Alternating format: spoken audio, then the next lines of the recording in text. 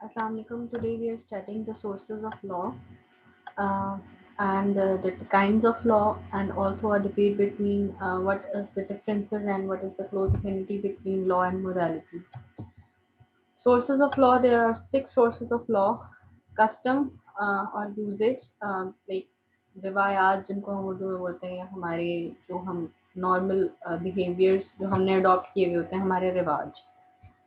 Uh, it is the earliest source of law. A custom is a habit of people handed down to them from generations to generations as their tradition. जो उनकी रिवायात का हिस्सा बन चुका होता है, जो एक नस्ल से दूसरी नस्ल में लोग मतलब तरीका कार अपना अपनाए रखते हैं.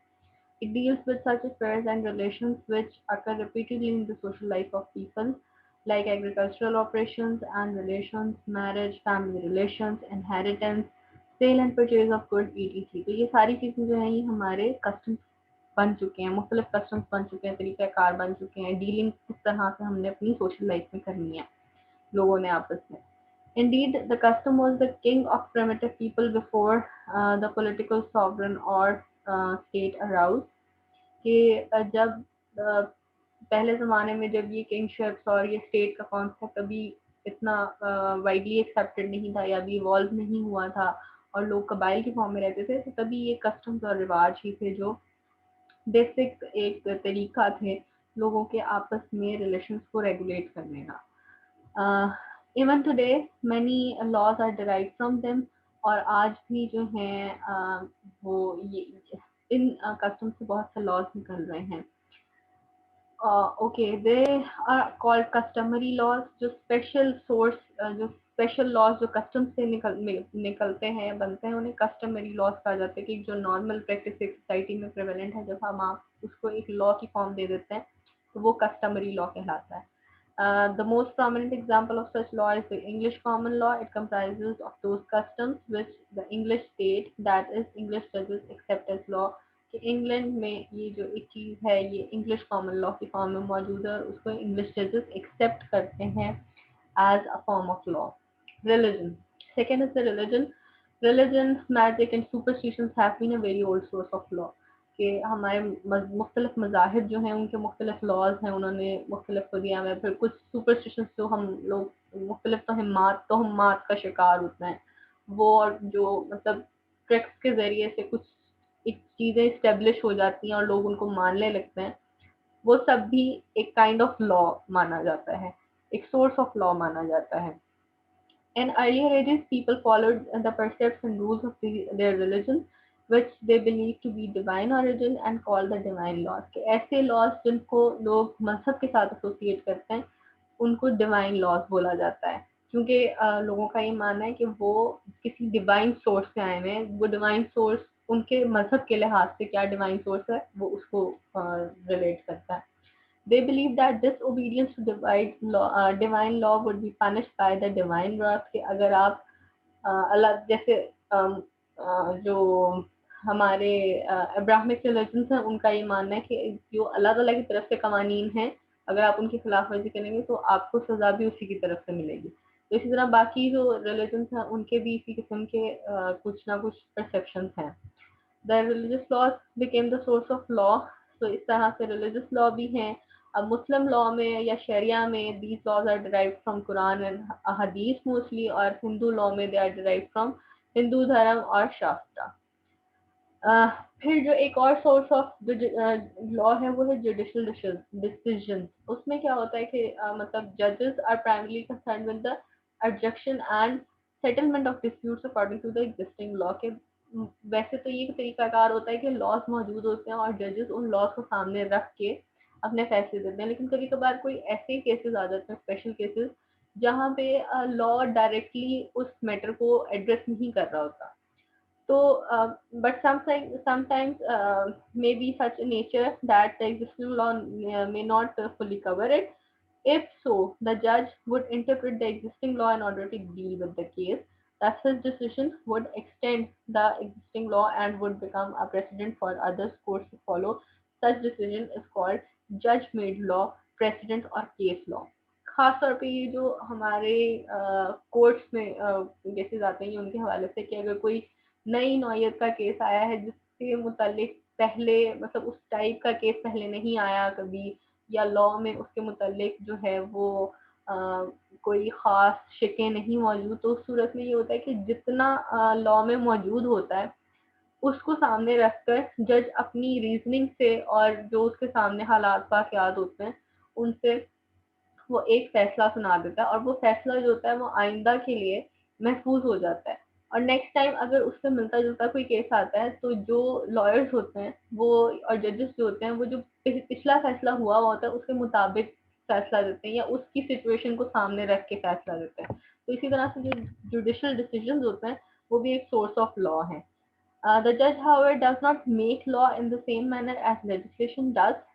Basically, law बनाने का काम किसका होता है? लेजिस्लेचर का होता है, जो हमारी कानून साजी करने वाले इदारे होते हैं उनका काम होता है। तो जज इस तरह से लॉ बना नहीं रहा होता, लेकिन वो एक वे निकाल रहा होता है उसी लॉ में से, which is competent to make a new law altogether. Judge is necessarily guided by the existing law, लेकिन वो जो नया एक तरह से फैसला दे रहा होता है जज भी, वो कुछ किसी ना किसी लॉ को सामने रख के दे रहा होता है जो एग्जिस्टिंग लॉ होता है उसमें से, और वो बेसिकली उसकी इंटरप्रिटेशन होती है, उसकी एक्सटेंशन होती है उसी लॉ की जिसको वो सामने रख रहा होता है। अलबत्ता वो केस भी स्लाइटली डिफर कर रहा होता है, तो इसलिए मुमकिन है कि फैसले में थोड़ा फर्क आए। The decision of judges are considered to be equivalent to the legislative act because the judicial power is included in the sovereignty of state. क्योंकि अदलिया हमारी जो रियासत है उसका एक सुकून माना जाता है, तो इसलिए इन सच केसेस जहाँ पे पहले से कानून साजी नहीं हुई हुई तो वहाँ पे अदलिया के फैसलों को कानून समझा जाता है, उस तरह के मजीद जो केसेस होते हैं उनको रेफर करने के लिए, उनको रिजॉल्व करने के लिए। साइंटिफिक कमेंट्रीज बेसिकली वो रिसर्च जो की जाती है उसके मुतालिक है। The commentaries of the reputed jurist and other writers on law also become a source of law, कि जब कोई फैसला आता है तो उसके मुतालिक जो मुख्तलिफ बड़े बड़े कानूनदान होते हैं और जो राइटर्स होते हैं वो उसके मुतालिक लिखते हैं और उसमें वो अपना ओपिनियन देते हैं, तो वो जो कमेंट्रीज होती हैं, वो जो रिसर्च होती है, वो भी एक सोर्स ऑफ लॉ है। A legal commentator compare, discusses and comment upon the law and find their principles.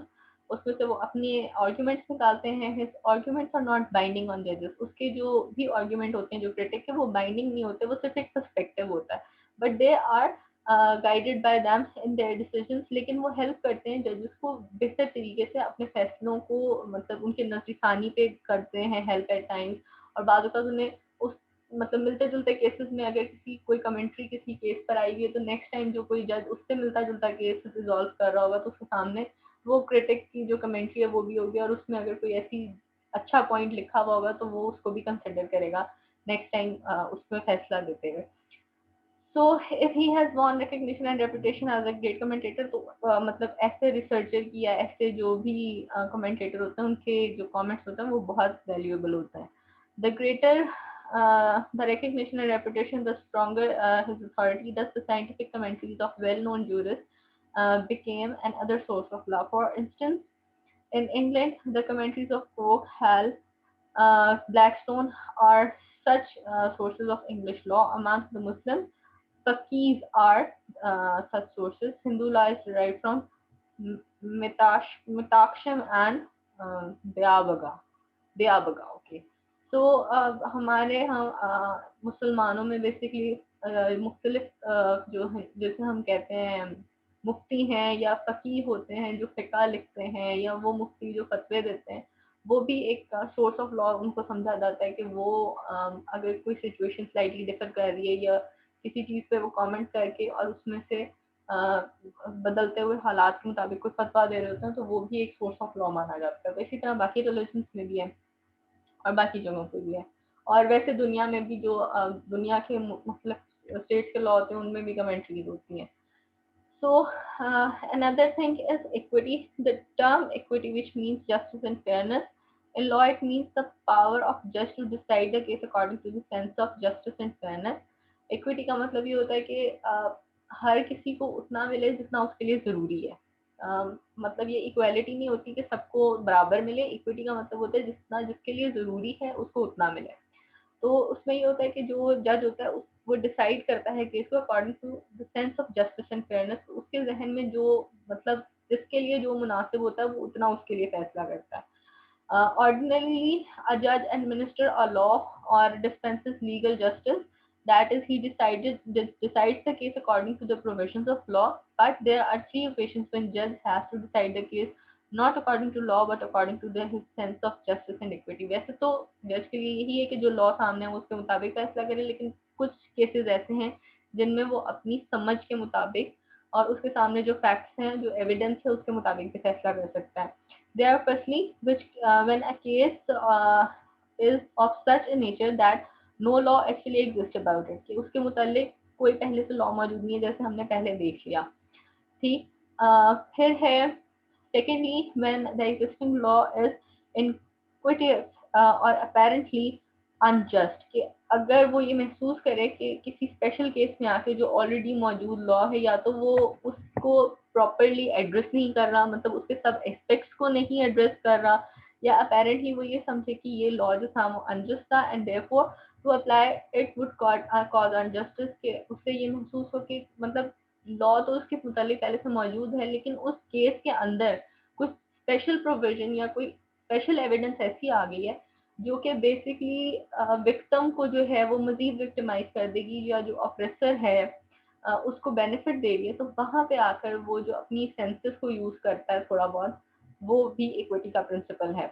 और थर्ड सिचुएशन वो है when the social conditions have so change that to apply the old law would cause injustice, they are called equity cases. So they are source of law के मतलब बाजू का ऐसे भी हो सकता है कि लॉ जो है वो पुराना हो गया और उसको अपडेट नहीं किया गया, और बदलते वक्त के साथ हमें लगता है कि वो जो लॉ पुराना था अब उसको थोड़ा रिवाइज होना चाहिए, तो वहां पे आके भी जज अपनी सेंसेस के मुताबिक, अपने पास मौजूद एविडेंस के मुताबिक फैसला दे सकता है। In such cases judge will be guided by his sense of justice or equity and not by the provisions of the existing law. In England, there are special equity courts, but in Pakistan, the judges of High Court and Supreme Court act as equity judges. कि हमारे यहाँ पाकिस्तान में supreme court और high court के जजेस जो हैं वो भी ये प्रिंसिपल अप्लाई कर सकते हैं। Equity is also a kind of जज मेड लॉ, कि वो भी जज मेड लॉ ही है, but it's different from it in its fundamental sense. यहाँ पे वो एक तरह से डिफरेंट है। इन केस लॉ जहाँ पे जो केस को देख के जो फैसला कर रहा था, जो जज is guided by the existing law,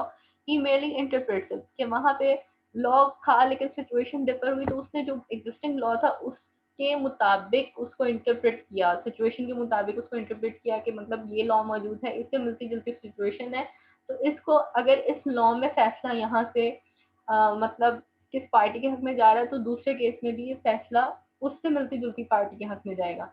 लेकिन यहाँ पे क्या आ रहा है, in equity he is not guided by the existing law but by his common sense and common sense of justice, कि यहाँ पे जो उसका अपना परसेप्शन है जस्टिस का, जो इक्विटी का परसेप्शन है, कॉमन सेंस जो उसकी दिखा रही है उसको एविडेंस में कि कौन सही और कौन गलत है, वो उसके मुताबिक फैसला करता है। इक्विटी से is main is an informal method of making new law or altering old law, depending upon the intrinsic fairness or equality of treatment. Here, the judge is guided by what the old writers call the law of nature or law of nations. This is that is his reason and sense of justice. कि जो पहले जमाने का एक perception होता था कि बकायदा रिटर्न रूल्स की बजाय मतलब जजेस जो सामने मौजूद होता था उन पार्टी को सुन के फैसला करते थे, तो किसी हद तक ये उससे जो है वो मैच करता है। सिक्स जो है वो है लेजिस्लेशन। लेजिस्लेशन कैसा सोर्स ऑफ लॉ है, ये मॉडर्न सोसाइटी में है the most modern and most prolific and most important source of law nowadays. आजकल के ज़माने में हर जगह पे, हर स्टेट में, हर सोसाइटी में लेजिस्लेटिव पावर्स होती हैं और कोई लेजिस्लेटिव बॉडी होती है जो उसके लिए लॉज बना रही होती है। Custom, religion and other earlier sources of law are unable to cope with the fast changing and complex conditions needs and relation of the modern life and society. के वक्त बदला, हालात बदले, तो अब क्योंकि स्टेट्स बढ़ गई और फैसले हमें थोड़ा सा यूनिवर्सलिटी का एलिमेंट लाना था लॉ में, तो इसलिए एक लेजिस्लेटिव बॉडी बनाई जाने लगी उस स्टेट को एडमिनिस्टर करने के लिए, उसके लिए लॉज बनाने के लिए जो कि उस स्टेट पे एप्लीकेबल हो। तो वहां से जो है लेजिस्लेशन की बुनियाद हुई। Hence, the legal sovereign has itself assumed the duty of making new laws. तो यहाँ पे स्टेट के पास जो है वो ये अथॉरिटी है of making the law, amending and repealing the old ones, कि वो पिछलों को चेंज भी कर सकते हैं, नए बना भी सकते हैं, और किसी को अगर खत्म करना हो तो वो भी कर सकते हैं। In democratic and representative government, this function is perform by the legislature और law making organ of the government, के जितने भी डेमोक्रेटिक या रिप्रेजेंटेटिव गवर्नमेंट होती है जहाँ पे लोगों के रिप्रेजेंटेटिव आए हुए होते हैं, तो वहाँ पे जो है कोई ना कोई लेजिस्लेटिव बॉडी जरूर बैठी होती है जो कि लॉज बना रही होती है। The number of laws made by it is now are so great that they form the bulk of code of laws of modern country। कि आजकल अगर आप पाकिस्तान के भी डिफरेंट वो उठा के देखें, लॉ बहुत बहुत ज्यादा लॉज होते हैं, और उनमें मतलब डिपार्टमेंटल होते हैं, प्रोविंसेस कुछ बना रहे होते हैं, हर लेवल पे कानून साजी हो रही होती है और उसमें तरमीम हो रही होती है। तो कोई ना कोई लेजिस्लेटिव बॉडी काम कर रही होती है, और पूरे पूरे इतने मोटे मोटे कोड्स बने हुए होते हैं, और बहुत सारी किताबें एक ही टॉपिक पर लिखी गई हुई होती हैं, और उन पे बहुत सारी चीजें होती हैं। तो इस तरह से बहुत बल्क जो है वो अ, बन रहा है लॉ के नाम पर। Even customs and religious laws are incorporated into legislative enactment, और लॉज के ऐसे भी हैं कि जहाँ पे कस्टम्स को या रिलीजियस लॉज को जो है वो इनकॉर्पोरेट किया जा रहा है लेजिस्लेटिव एनैक्टमेंट में। जैसे कुछ लॉज ऐसे हैं हमारे यहाँ, क्योंकि हम हमें पता है कि हमारे सूबों के पास भी कुछ लेजिस्लेटिव पावर्स है ना, तो कुछ ये भी है खासतौर पे 18th अमेंडमेंट के बाद के जो सूबे हैं वो खुद फैसला कर सकते हैं कि उन्होंने कौन सी चीज़ों को अडॉप्ट करना है, किनको अडॉप्ट नहीं करना। तो कुछ वुमेन के हवाले से लॉज ऐसे हैं जो पंजाब और सिंध में मौजूद हैं, लेकिन बलूचिस्तान और खैबर पख्तूनख्वा में नहीं है, क्योंकि वो उसको अपनी रवायात के साथ इतना ज़्यादा रिलेट करता हुआ नहीं देखते शायद। तो वहाँ पे इस तरह से भी आता है। और रिलीजियस लॉ खास तौर पे हमें पता है कि हमारे यहाँ पाकिस्तान में तो खास तौर पे इस्लामिक लॉ को पार्ट बनाया जाता है फैसलों में भी, जहाँ पे मतलब मुस्लिम पार्टीज हों, एंगेज हों, और वैसे भी हमारे यहाँ मुस्लिम फैमिली के हवाले से लॉज मौजूद हैं। The laws made by the legislation are called statutes. At first this task was performed by the head of the state, की लेजिस्लेशन का जो काम होता था पहले हेड ऑफ स्टेट करते थे। Legislative organ of state assume this responsibility without or after political constitutional struggle। लेकिन ये जो बॉडीज को गया लेजिस्लेशन की पावर, वो कहीं पे तो स्ट्रगल्स के थ्रू गई, और मतलब लोगों ने डिमांड की कि जो रिप्रेजेंटेटिव गवर्नमेंट हैं वो ये लॉज बनाए। This development took place in England, it started from England, और वहाँ पे जो लेजिस्लेटिव ऑर्गन बना उसका नाम पार्लियामेंट रखा गया, and was already working as such in at the end of 17th century, especially after the glorious revolution of 1688। तो मतलब थोड़ा सा हमें बैकग्राउंड भी पता चल गया कि लेजिस्लेटिव बॉडीज कहाँ पे बनना शुरू होती हैं। So the next is the kinds of law। पहले हमने sources of law देखा, अब हम देखते हैं kinds of law। So laws are classified in various ways because writers have adopted different principles of classification, and such as the content and source or object of laws के मुख्तलिफ sources होने की वजह से, मुख्तलिफ objects होने की वजह से, content के फर्क की वजह से बहुत सारी classifications की गई हैं, और around 14 हैं जो हम यहाँ पे डिस्कस करेंगे। It is kind of a glossary के जहाँ से आपको टर्म्स हैं और उनके डेफिनेशंस पता चल रही है, आपको पता चल रहा है कि वो क्या है, लेकिन ये सेल्फ एक्सप्लेनेटरी है कि उनके नाम से आपको पता चलेगा कि वो कौन से लॉ की बात हो रही है। पहली आ जाती है नेशनल लॉ, कि नेशनल लॉ इटसेल्फ सेज कि किसी नेशन का लॉ है। All political and positive laws are made by state are called national law. They are also called municipal laws। उनको municipal laws भी कहते हैं। They are results of sovereignty of state and are enforced within its jurisdiction and national boundaries। के national law जो है वो सिर्फ national boundaries और जहाँ जहाँ तक state की jurisdiction है, जहाँ जहाँ तक उसकी sovereignty apply होती है, वहाँ तक apply होगा। All kind of laws except international law are included as national law। It is further divided into constitutional and ordinary law।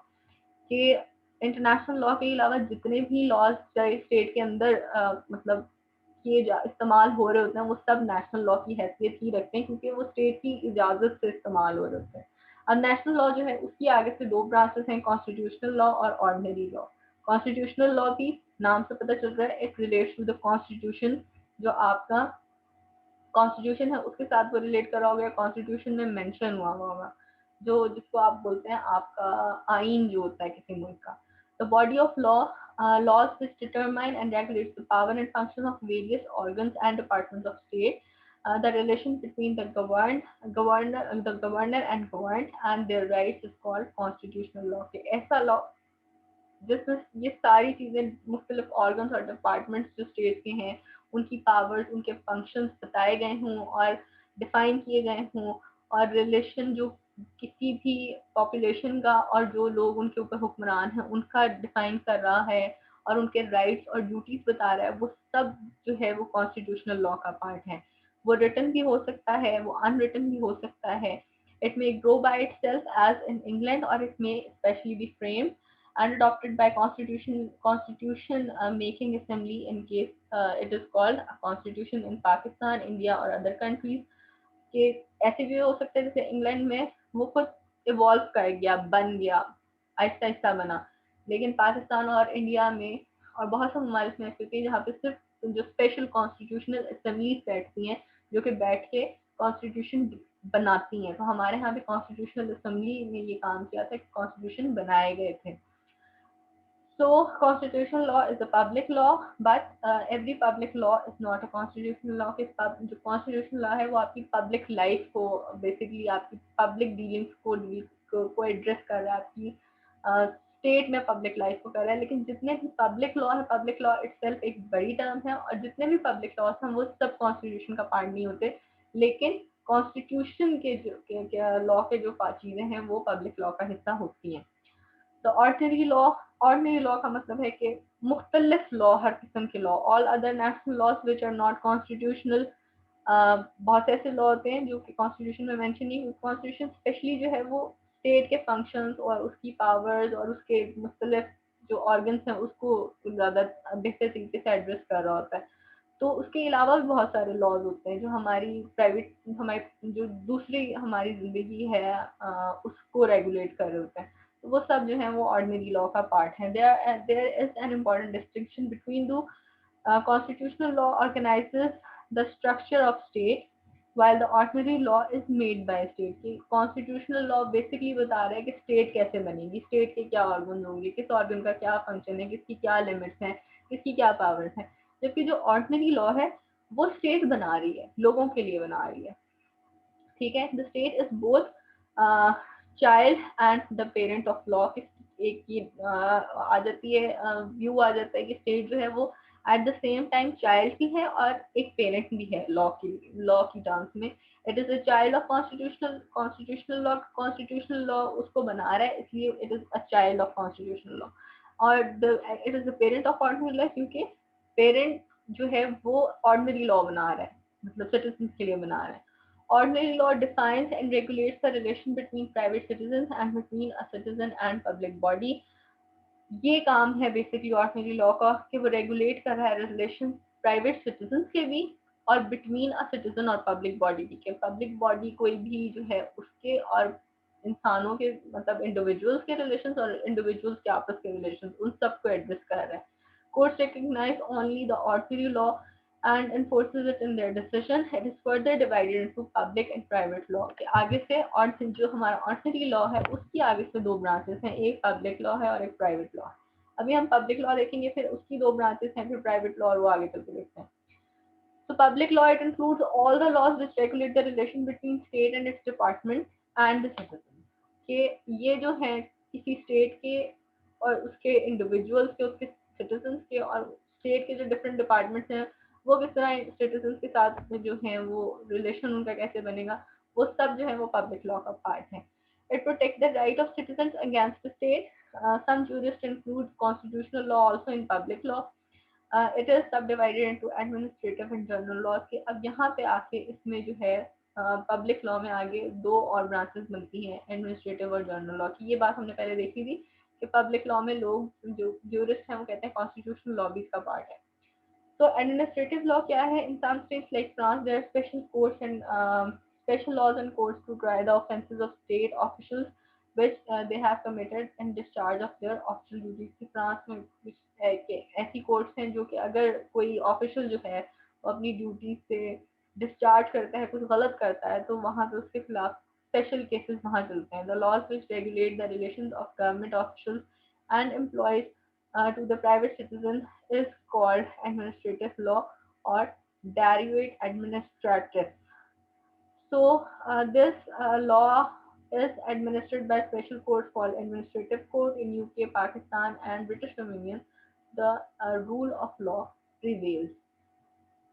कि यहाँ पे भी हमारे यहाँ भी एडमिनिस्ट्रेटिव लॉ की फॉर्म मौजूद हैं कि किस तरह से अगर कोई मतलब ऑफिशियल गलत कुछ कर रहा है तो उसके खिलाफ फिर अगर वो किसी इंडिविजुअल को अपनी अथॉरिटी की बुनियाद पर कोई नुकसान पहुंचा रहा है तो स्टेट उसको किस तरह डील करेगी या उसके खिलाफ क्या किस तरह से एक्शन लिया जाएगा।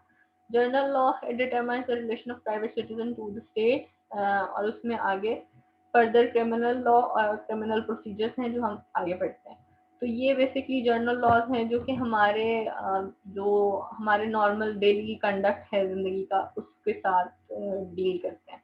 वो हम आगे देखते हैं जर्नल लॉ क्या है। पहले हम प्राइवेट लॉ देख लेते हैं। प्राइवेट लॉ क्या है? It regulates the relation between the private citizen के लोगों के आपस में क्या किस तरह से रिलेशन होंगे उनको रेगुलेट करता है।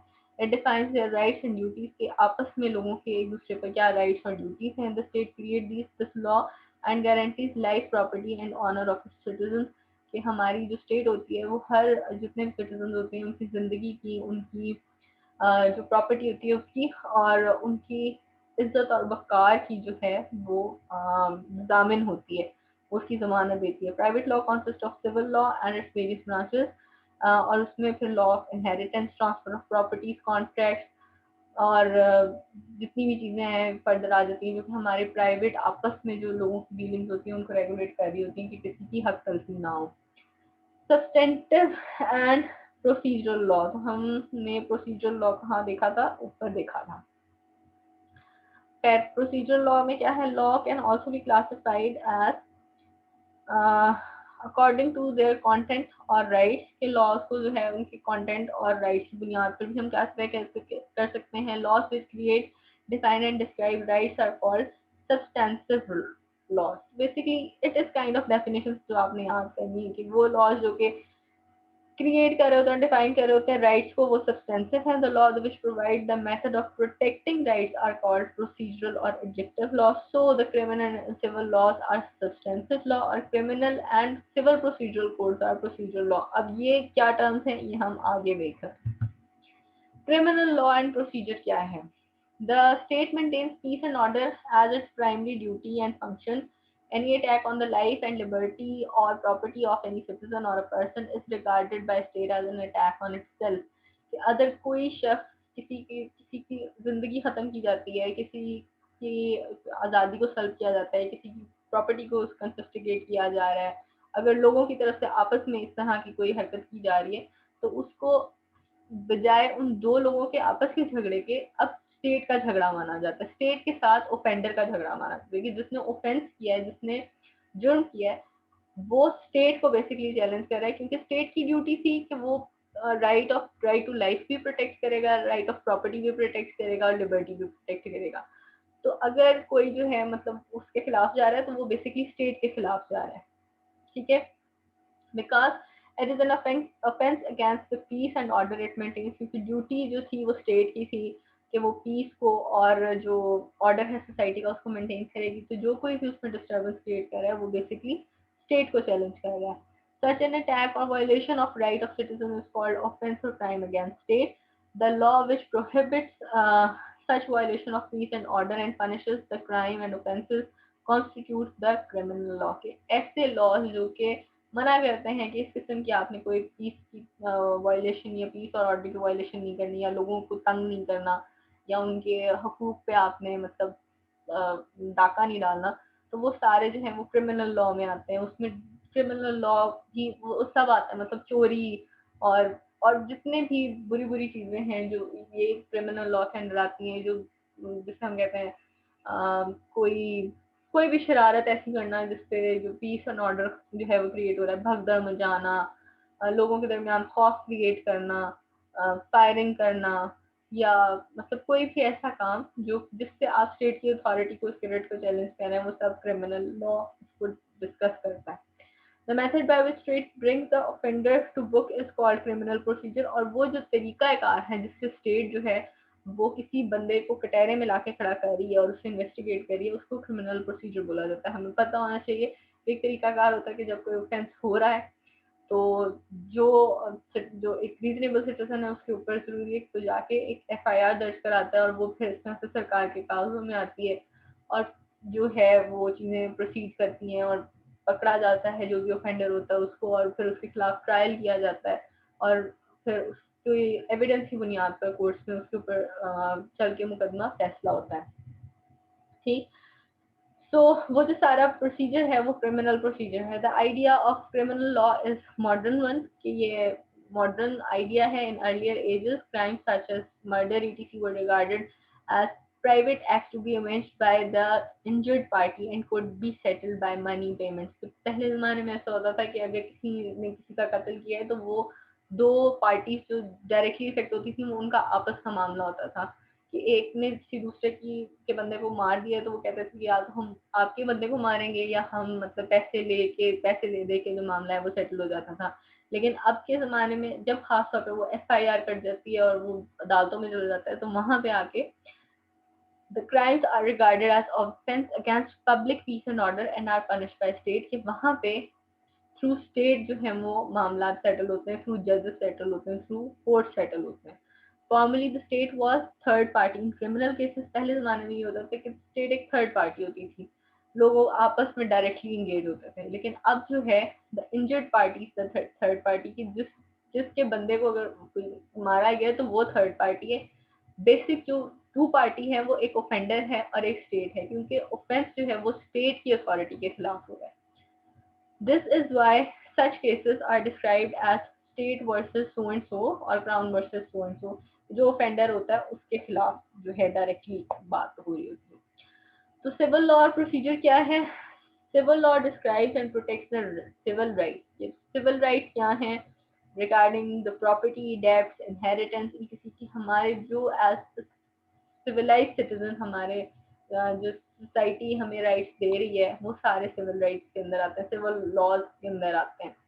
Civil procedures lay down the method and proceeding by which civil rights can be protected by state which stand as an empire in dispute between private citizens। जिसमें मतलब जायदाद के मसाइल हो सकते हैं और मतलब बहुत सारे मसाइल हो सकते हैं कि अगर कुछ इस तरह का झगड़ा है मतलब जाती बुनियाद का तो उसमें स्टेट जो है वो पार्टी बन के एम्पायर बन के दो पार्टीज के दरमियान जो भी प्राइवेट डिस्प्यूट होता है उसको रिजॉल्व कराती है।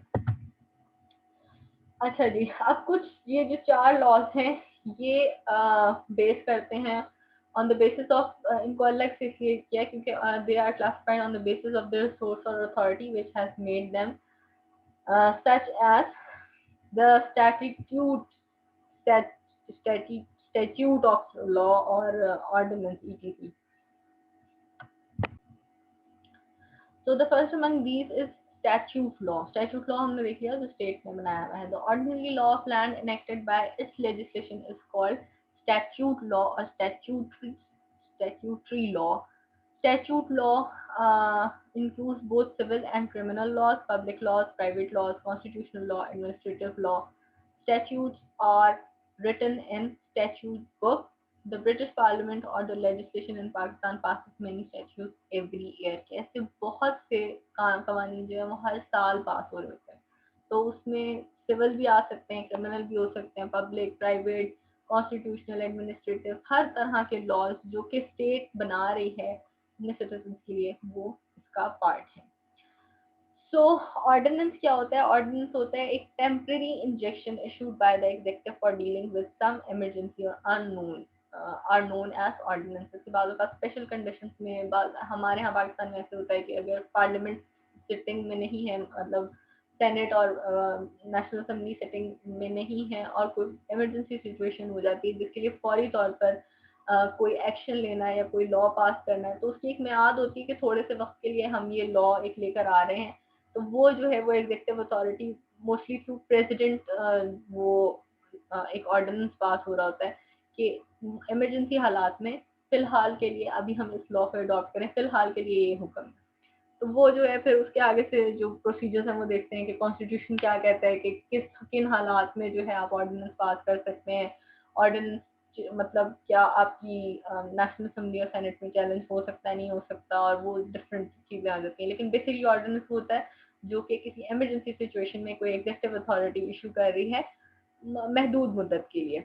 In Britain, the executive also issues another other kinds of laws such as orders in council according to the strict democratic theory। लेकिन strict democratic की जो theory है उसमें ये कहना है कि executive should not make laws। कि executive जो है क्योंकि वो कोई एक पावर है, एक बंदा है जिसके पास पावर है, या कोई एक बॉडी है जो एग्जेक्टिव अथॉरिटी जो है वो यूज कर रही है, तो सिर्फ उसको विदाउट डिबेट पास जो बना लेना है लॉस, वो जो है वो किसी और के मुतालिक किसी और को नुकसान भी पहुंचा सकता है।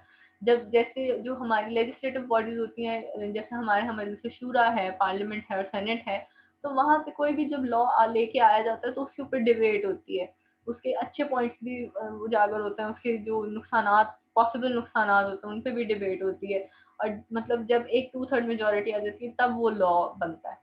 तो अगर कोई एग्जेक्टिव अथॉरिटी कोई भी एग्जेक्टिव बॉडी दे रही होती है, तो वो इमरजेंसी सिचुएशन में फौरी तौर पर अगर कोई हुक्म दे देती है, तो मुमकिन है कि आपके मुल्क की माइनॉरिटीज को या कोई स्पेशल सेक्शन जो है वो उससे डायरेक्टली इफेक्ट हो सकता हो, तो आप लॉन्ग टर्म के लिए उसे नहीं चला सकते। हाँ, इमरजेंसी सिचुएशन में वो काबिल कबूल होता है। तो स्ट्रिक्ट डेमोक्रेटिक थ्योरी जो है वो इस वजह से उसकी मुखालफत करती है कि एग्जेक्टिव को लॉज नहीं बनाना चाहिए because it engages the liberty of individual, but the ordinance are justified on the grounds of an emergency during which legislation may not be sitting, or also on the grounds of its temporary duration, क्योंकि वो थोड़े वक्त के लिए और ऐसी situation में है कि जहाँ पे फौरी तौर पर जो है आपकी नेशनल असेंबली, आपके सेनेट या जो भी लॉ मेकिंग बॉडी है उसका इजलास नहीं बुलाया जा सकता और डिबेट नहीं हो सकती या उसमें टाइम लगेगा, तो फौरी तौर पर थोड़े से टाइम के लिए 25 दिनों के लिए, 40 दिनों के लिए, 45 दिनों के लिए, 3 महीनों के लिए फिलहाल हम ये ऑर्डर लेकर आ रहे हैं। फिर है common law. It is derived from customs which have been adopted by the courts as law of land and enforced like statutes. In England, common law is important part of English law. International law जो है वो last हमारा इस वक्त है, it determines the relation and conduct of states in their dealings and intercourse with one another, कि states आपस में किस तरह से अब रिलेशन डेवलप करेंगी, उनका कंडक्ट क्या होगा और वो किस तरह से डील करेंगी, और उनके ऊपर क्या राइट्स हैं, उनकी क्या ड्यूटीज हैं और क्या क्या उनकी लिमिट्स हैं। Strictly speaking it is not a law because it is not made by sovereign authority, के इस हिसाब से कि किसी सॉवरेन ने नहीं बनाया हुआ उसे, इसलिए वो इंटरनेशनल लॉ जो है उसको कहा जाता है कि मतलब ये कैसा लॉ है। It consists of rules and conventions of international relations, कि international relations लोगों के मुख्तलिफ कौमें आपस में किस तरह से मतलब एक महज़ब तरीका कार क्या है आपस में बात करने का, उसकी बुनियाद पर बनाना, उसकी भी आगे से इसी तरह से जैसे हमने लॉ की सोर्सेज पढ़ी हैं उसी तरह से इंटरनेशनल लॉ की भी सोर्सेज होती हैं कि वो थ्रू कस्टम्स है, वो मतलब यूरिस्ट की जो फैसले हैं उनके मुताबिक है, या वो मतलब मुख्तलिफ सोर्सेज हैं कि जो एक्सेप्टेबल हैं सब नेशंस के लिए, तो वहाँ पे इंटरनेशनल लॉ भी एक काइंड ऑफ लॉ की फॉर्म में मौजूद है। अब इसमें से कोई सवाल हो तो प्लीज बताएं। अब नेक्स्ट जो हमारा टॉपिक है लॉ एंड मोरालिटी, वो हम नेक्स्ट क्लास में पढ़ेंगे।